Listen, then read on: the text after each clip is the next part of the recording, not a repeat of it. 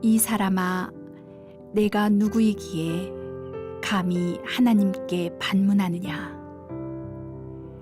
지음을 받은 물건이 지은 자에게 어찌 나를 이같이 만들었느냐 말하겠느냐? 예정론이라는 기독교의 교리가 있습니다. 하나님께서 택하시고 예정하신 사람이 구원을 받는다 하는 것입니다. 사람의 공로가 아니고 하나님의 은혜로 일방적으로 구원을 받았다는 진리를 쭉 밀고 나가면 예정론에 다다르게 됩니다. 그런데 예정론은 아주 불공평한 것처럼 보입니다. 왜 그러면 하나님은 어떤 사람은 택하시고 어떤 사람은 버리셨나요? 하나님이 예정하지 않아 놓고 하나님이 그들을 믿지 않는다고 벌 주시는 것은 이거 잘못된 거 아닙니까? 사도 바울에게도 이런 질문을 하는 사람이 있었나 봅니다.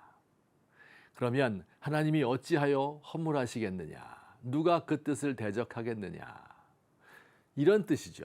거역할 수 없는 하나님의 뜻에 따라 선택받은 사람이 있고 선택받지 못한 사람이 있는데 하나님의 선택을 받지 않은 사람이 형벌받는다면 이건 불공평한 일이라는 거죠. 하나님이 선택하지 않아 놓고서 선택받지 못한 사람을 벌한다면 참 이상한 일일 겁니다. 자, 이 질문에 대한 대답도 있을까요? 있습니다. 성경의 대답을 들어봅시다. 이 사람아, 내가 누구이기에 감히 하나님께 반문하느냐? 지음을 받은 물건이 지은 자에게 어찌 나를 이같이 만들었느냐 말하겠느냐?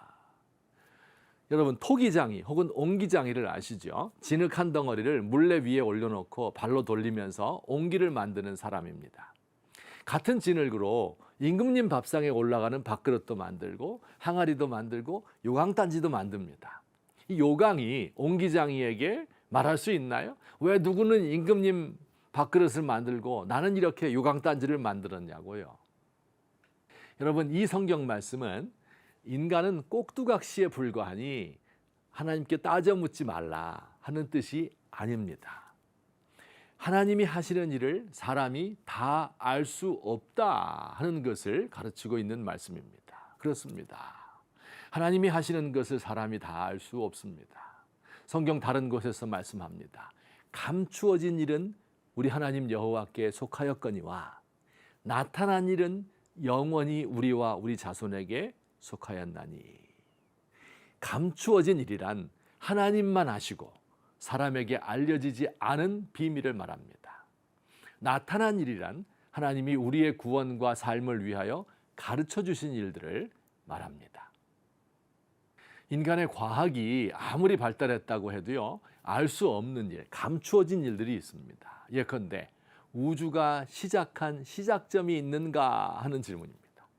혹은 우주 공간에 끝이 있는가? 더 이상 쪼갤 수 없이 아주 작은 것이 있는가? 혹은 인간에게 진정한 자유가 있는가? 이런 문제들입니다. 하나님이 가진 지식과 우리 가진 지식의 차원이 달라요. 이 질문에 대해서 답이 없다는 것이 아닙니다. 단지 인간은 알 수 없고 인간에게 가르쳐 주어도 못 알아듣는다는 뜻이지요. 어른들이 아이들과 대화하다가 막히면 너도 크면 알게 된다 라고 말하는 것과 비슷합니다. 하나님이 우리보다 지혜가 높다 하는 것을 믿는 우리들은요, 이 어려운 문제들은 하나님이 감추어 두신 일이라고 믿습니다. 우리는 이 숨겨진 일에 대하여 알 수 없기 때문에 자꾸 질문하지 않습니다. 대신에 하나님의 이 신비스러운 일에 대하여 고백할 뿐입니다. 깊도다 하나님의 지혜와 지식의 풍성함이요, 그의 판단은 헤아리지 못할 것이며 그의 길은 찾지 못할 것이로다. 누가 주의 마음을 알았느냐? 누가 그의 모사가 되었느냐? 하나님의 지혜와 지식이 너무 풍성하고 너무 깊습니다. 그가 판단하는 것을 우리가 다 알 수 없습니다. 그가 가시는 길을 우리가 다 찾아낼 수 없습니다. 땅의 것을 말하여도 우리가 이해할 수 없는데 하늘의 것은 더욱 모릅니다. 겸손히 하나님의 하시는 일을 받아들이고 그에게 영광과 감사를 올려드립니다.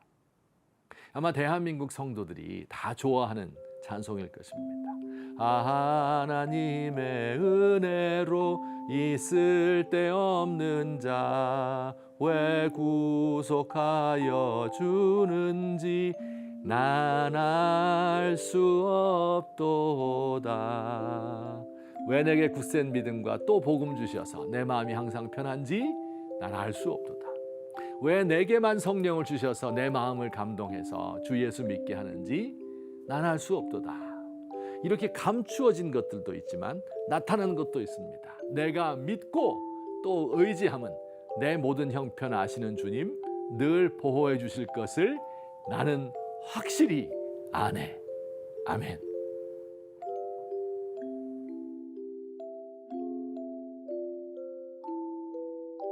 주님, 때로 하나님의 뜻을 내 멋대로 판단하고 재단하였던 것을 용서하여 주세요.